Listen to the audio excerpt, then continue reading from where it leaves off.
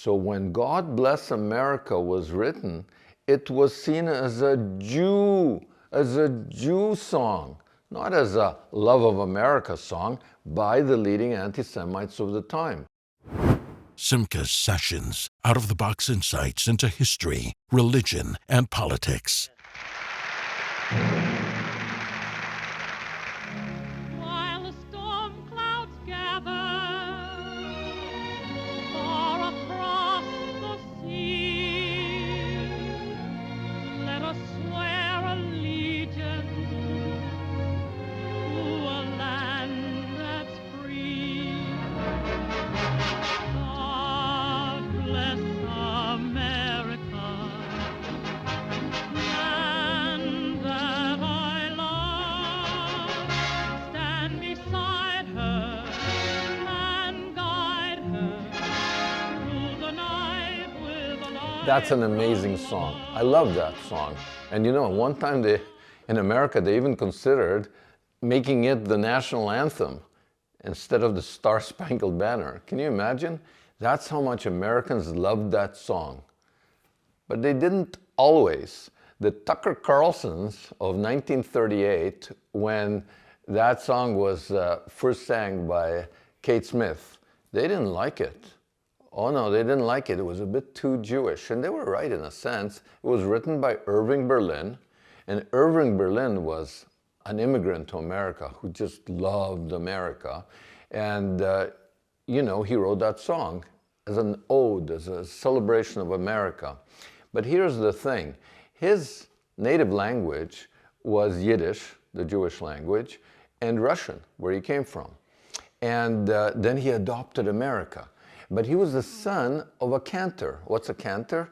A man who sings songs, liturgical songs, as part of the synagogue service.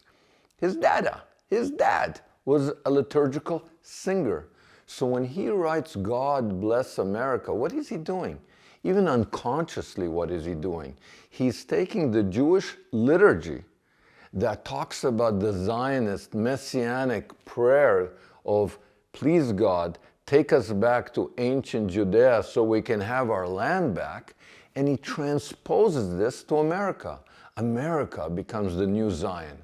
He says, God bless America. He's following totally Jewish liturgical singing.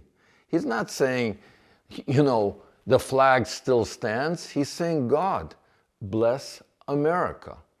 Now, you would think that people all stood up when he sang that and applauded. Well, not exactly. In fact, he wrote that in 1918. He wrote it between the two world wars, and somehow he felt it's maybe a little too Jewish because he put it in what he called as his trunk, and it didn't come out until 1938 when Kate Smith needed that song. And he changed a few lines to make it more relevant. All that about storm clouds gathering, that was a new line. It was about the rise of Nazism, of Hitler, you know, and he was rightly afraid. How did the anti-Semites, how did the Tucker Carlsons of then react to this? Well, how do they react today? They accuse Israel of dragging America into wars that it shouldn't be in.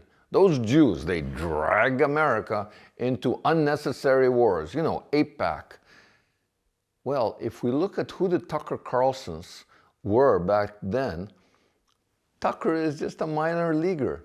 In those days, we had, in the 1930s, we had top-rate anti-Semites. Henry Ford, there's a superstar of anti-Semitism.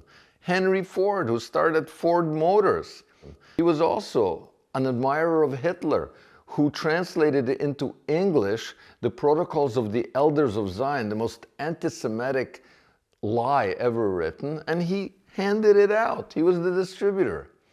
Charles Lindbergh, a superhero, not a little Tucker Carlson or Candace Owens. This guy's a superhero. The guy who flew for the first time across the Atlantic by himself. He was an American superhero, also a blatant anti-Semite. He was an admirer of the fascists and the Nazis, you know? And what about Joseph Kennedy, Ambassador Joseph Kennedy, the father of President Kennedy and Robert Kennedy. They weren't anti-Semites, but Daddy sure was. In fact, he went to LA and he lectured in LA and in New York all the Jews in the entertainment industry, movies, Broadway, songs. Don't drag us into a Jewish war for the sake of your co-religionists, those Jews back home. We don't want to spill American blood for a Jewish cause. Irving Berlin was rightly a little bit afraid of the line storm clouds gathering, because people like Tucker, they think, you know, Nazis were kind of okay. They made the trains run on time. So when God Bless America was written, it was seen as a Jew song, not as a love of America song by the leading anti-Semites of the time. And in Hollywood and Broadway, all these people really took it to heart. They were afraid to write anti-Nazi stuff.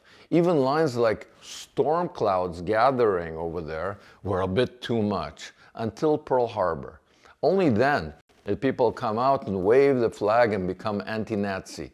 Frankly, the only person in the entertainment industry before that, pretty much the only person, was Charlie Chaplin. Why? Everybody calls him because he's a Jew. No, he wasn't a Jew. Because he wasn't a Jew, he stood up to the fellow Gentiles who were anti-Semites. He was an anti-Nazi non-Jew.